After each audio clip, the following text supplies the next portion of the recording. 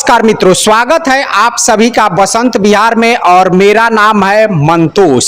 चलिए, हमारे देश का जो सिस्टम है और जो यहाँ की सरकारें हैं और जो भ्रष्टाचार है, इस भ्रष्टाचार और सिस्टम में हमारी कई पीढ़ियाँ पिस चुकी है और आने वाली पीढ़ियाँ भी पिसती रहेगी। फिलहाल अभी जो नया मामला छाया हुआ है, अगर इस मामले को आप लोग सुनेंगे तो आप लोगों को आश्चर्य होगा। एक हमारे वीर कुंवर बाबू थे जो अंग्रेजों के खिलाफ लड़ाई लड़ते हुए उनके हाथ में जब गोली लगी तो वो अपने हाथ को काटकर नदी में बहा दिए थे। उसके बाद से अभी हालिया परिस्थिति में अररिया के, बिहार के अररिया डिस्ट्रिक्ट के एक बिमल मंडल है जो 2006 से करप्शन के यानी भ्रष्टाचार के खिलाफ लड़ाई लड़ते थे। अपने पंचायत में होने वाले भ्रष्टाचार के खिलाफ, मनरेगा में होने वाले भ्रष्टाचार के खिलाफ, जो इंदिरा आवास है उसमें भ्रष्टाचार के खिलाफ। लेकिन भ्रष्टाचार में वो कंप्लेन आवेदन पे आवेदन लिखते गए, लेकिन उसका निष्कर्ष कुछ भी नहीं निकला आज तक। अभी हाल में 2 अक्टूबर को उन्होंने जिस हाथ से कंप्लेन को लिखा करते थे उसी हाथ को वो अपने ही हाथों से काट डाले। ये बातें सुनकर आप कहीं ना कहीं हैरत में पड़ जाएंगे कि ये कैसे हो सका है, लेकिन ये बात 16 आने सच है और ये बात जो है प्रिंट मीडिया में भी आया हुआ है और जो सोशल मीडिया से अगर आप लोग जुड़े हुए हैं तो भी आप लोग देखे होंगे। जो बिमल मंडल है वो अपने डिस्ट्रिक्ट से लेकर और मुख्यमंत्री से लेकर और प्रधानमंत्री तक कोई ऐसा शख्स नहीं है, कोई ऐसा अधिकारी नहीं है जिनके पास उन्होंने भ्रष्टाचार को उजागर करने के लिए या उस पे जांच करने के लिए पत्र नहीं लिखा हो। लेकिन जो नतीजा है वो कुछ भी नहीं निकला। बस नतीजा यही निकला कि बिमल मंडल हार थाक कर अपने उसी हाथ को काट लिए जिस हाथ से वो कंप्लेन लिखा करते थे। ये है हमारे यहाँ की सरकार, हमारे यहाँ का सिस्टम और हमारे यहाँ का भ्रष्टाचार। आप जहाँ भी रहते होंगे आपको हर रोज भ्रष्टाचार से, किसी भी सरकारी महकमा में अगर आपको काम पड़ जाए तो बिना घूस दिए काम नहीं होता है। अगर आप मान लीजिए कि कहीं भी कोई काम कराने के लिए जाते हैं, सड़क वगैरह में जो भी काम होते हैं उसमें 5% बीडीओ का है, 5% जेई का है, 5% एई का है, 5% ग्राम सेवक का है। ये बिल्कुल आम बात है और इसे सारे अधिकारी और सारे विधायक और सारे एमपी एमएलए जानते हैं, लेकिन इसके खिलाफ कोई कदम उठाने को तैयार नहीं है। हमारे मुख्यमंत्री, हमारे प्रधानमंत्री तक सभी लोग जानते हैं। हालांकि ये आए दिन भाषण तो इस तरह के देते रहते हैं कि नहीं, हम भ्रष्टाचार के खिलाफ हैं, भ्रष्टाचार को मिटा देंगे, लेकिन कहीं ना कहीं राजनीति में आने के बाद उसी ढर्रे में ये लोग भी पूरी तरीके से ढल जाते हैं। और जो आम आदमी है, ये भ्रष्टाचार में कहीं इंदिरा आवास में उसे पैसे देने पड़ते हैं, कहीं उसको आवास निवास बनवाना पड़ता है तो उसे पैसे देने पड़ते हैं। अगर मुखिया के पास जाता है तो वहां पे भी पैसा देना पड़ता है, ब्लॉक में जाता है वहां पे भी पैसा देना पड़ता है, राशन कार्ड बनता है उसमें भी पैसा। यानी भ्रष्टाचार में पूरी तरीके से लिप्त है हमारा ये देश और हमारा ये बिहार, और इससे उग्रीन होते हुए भी फिलहाल की परिस्थिति में नजर नहीं आ रहा है जो हमारे यहाँ की सिस्टम है। चलिए, अब हम लोग बातें करने के लिए कर देते हैं, आप लोगों को जागरूक करने के लिए कर देते हैं, लेकिन नतीजा हम लोगों से भी कुछ निकलता नहीं है। वैसे एक बार हम आप लोगों को जागरूक करने के लिए बता देते हैं कि इस तरह का मामला है और ये मामला कितना जघन्य है। ये आप लोग देख सकते हैं कि एक व्यक्ति जो है वो करप्शन के खिलाफ लड़ते लड़ते और अपना जो पंजा है वो पूरी तरीके से काट लेता है। और वहां पे एक बहुत ही जागृत पत्रकार है सोशल मीडिया के, वो है मनीष कश्यप। अररिया में जाकर कम से कम 2 दिन रहे, वहां पे बहुत से लोग जुटे, लेकिन बड़ा न्यूज चैनल वाला इस खबर को कहीं ना कहीं दरकिनार कर रखा है और जो भी सरकारी अधिकारी है वो भी पूरी तरीके से दरकिनार कर रखे हैं। और एक हम वीडियो देख रहे थे जिसमें मनीष कश्यप जो जो है वो बिमल मंडल का इंटरव्यू भी ले रहे थे और इंटरव्यू में वही सब बातें बिमल मंडल कह रहे थे कि भ्रष्टाचार के खिलाफ लड़ाई लड़ते लड़ते हमें कुछ नहीं मिला तो हम अपने ही हाथों को काट लिए। हालांकि ये कहीं ना कहीं गलत है और बिमल मंडल भी इसे गलत मानते हैं। लेकिन यहाँ पे हमारे साथ कुछ लोग बैठे हुए हैं, यहाँ पे तिवारी जी हैं, उपेंद्र तिवारी जी, और यहाँ पे केवी चाहे। हम इन लोगों से कुछ बातचीत कर लेते हैं। जो मामला है वो पूरी तरीके से आप समझ चुके हैं, क्या कहेंगे इस पूरे मामले पे? देखिए, सबसे पहले जी आपके दर्शकों को दीपावली एवं छठ की शुभकामना, और इस शुभकामना के संग बोले हैं कि जगिए जगिए एक बार। बिमल मंडल की जो घटना है उन्होंने जो किया, बहुत से लोग इसको बेवकूफ समझेंगे, जो समाज का सोच है। सिरफिरा पागल कहेंगे, सिरफिरा पागल या बेवकूफ। इतिहास गवाह है कि सिरफिरा और पागल लोग ही इतिहास भी रचते हैं। ये भी तो एक सच्चाई है। उनका जो दर्द है जी, वो दर्द बहुत से लोगों को नहीं दिखाई देगा। आज भ्रष्टाचार हमारे समाज को लगातार खाते जा रहा है, घून से भी ज्यादा बदतर हो गया, मतलब अब दिखाई देने लगा है। इसके बावजूद भी कोई भी सरकार हो इस पर पहल करने के लिए तैयार नहीं, कोई भी नेता हो, क्योंकि वो खुद उसमें लिप्त है, खुद कमीशन लेते हैं। तो क्या हुआ? देखिए, आज जो भ्रष्टाचार है वो ऊपर से निहित है और ऊपर से आता है।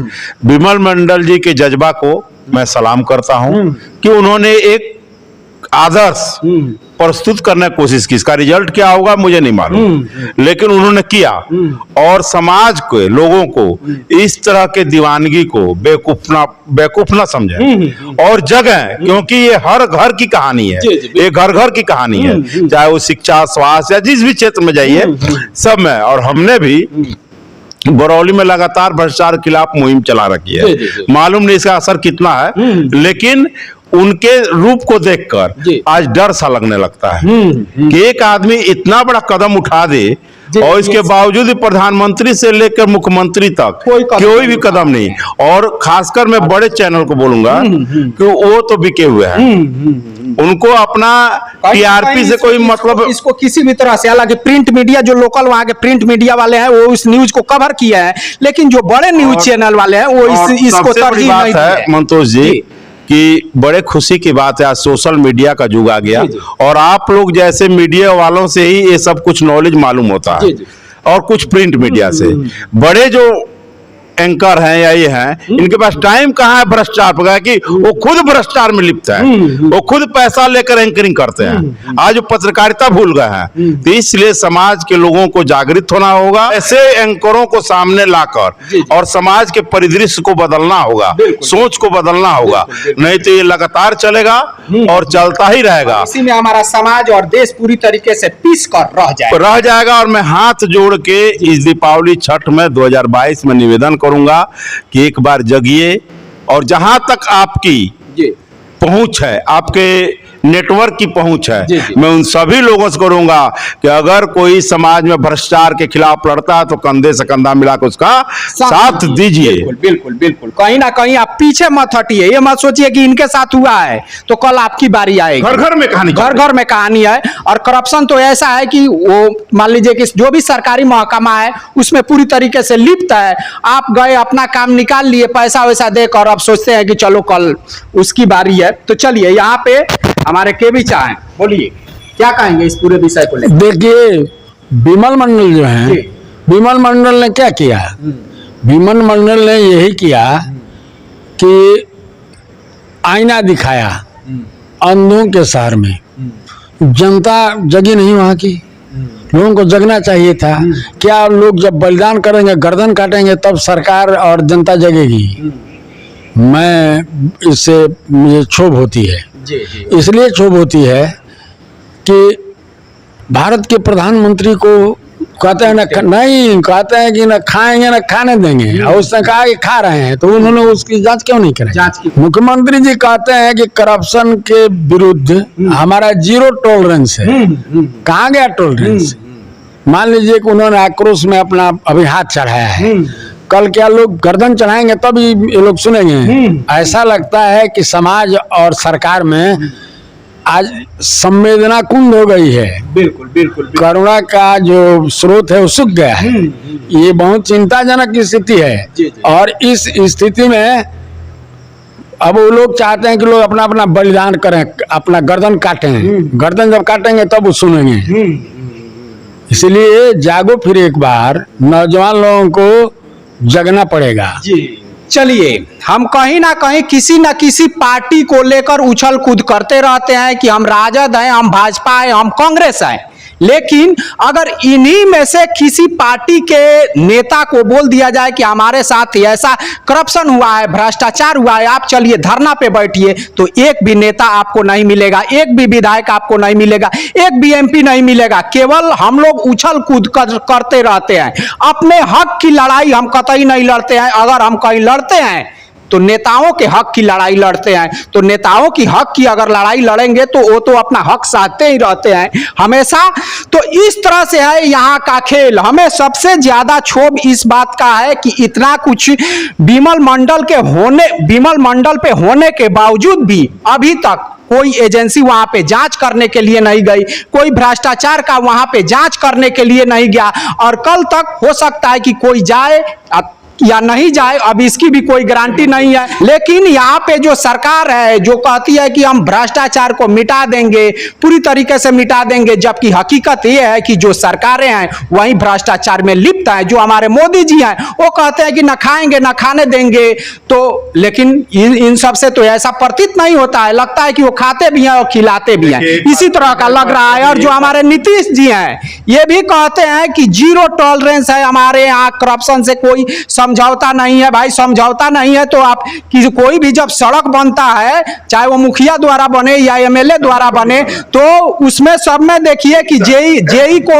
उसमें परसेंटेज आता है, एई को परसेंटेज आता है, एसडीओ को परसेंटेज आता है, बीडीओ को परसेंटेज आता है। आप अपने जरा एमएलए से तो कम से कम पूछिए कि भाई किसको किसको कमीशन देते हैं। उसके बाद से जो ठेकेदार है उसमें कमाता है और 50% में काम हो जाता है, तो काम कितना हो पाएगा? ये तो सोचने वाली ना बात है। ये खबर आप लोगों को लगता ही नहीं है। व्यक्तिगत राय है, व्यक्तिगत, ये मेरा व्यक्तिगत है कि प्रशांत किशोर जी का कहीं ना कहीं सोच जो है वो ठीक है कि वोट हम दें तो अपने लिए, अपने अधिकार के लिए, और समाज से चिन्हित करके उन लोगों को निकाला जाए। क्योंकि ये विरासत हो गया है कि 70 सालों में लोगों के अंदर ये अहंकार भर गया है कि हम नेता होंगे तो हमारा बेटा नेता होगा, चाहे हमारा कोई नेता होगा, हमारे इर्द गिर्द में समाज घूमता रहेगा।